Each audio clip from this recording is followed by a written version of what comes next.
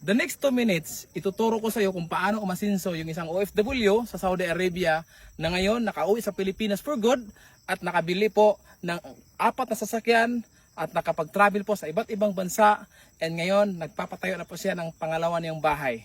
Anyway, ako nga pala si Jome Mendoza, isang former OFW sa Saudi Arabia for 7 years na wala pong ipon at wala po talagang na-save. 2 lang po naipon ko po in my 7 years sa Saudi Arabia.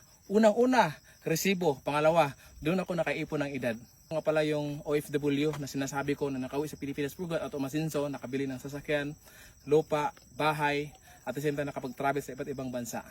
Alam mo ba, ang ginagawa lang namin dito sa Online Business Academy ay mag-copy and paste gamit lamang yung cellphone mo. So tamang-tama, nakita mo tong video na to, hindi yan aksidente kundi may purpose yan.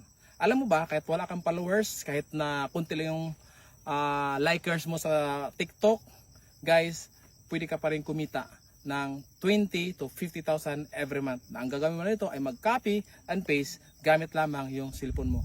Kahit tambay, empleyado, OFW, seaman, kahit ano, pwede ito i-part-time ng 2 to 3 hours per day. Ang kagandahan pa dito, guys, kahit nasa bahay ka lang, kahit na wala kang boss dito, pwede kasi nga hawak mo yung oras mo dito. Kaya guys, kung gusto mo malaman kung paano, comment ka ng how at i-like mo tong video na to at maturuan kita kung paano.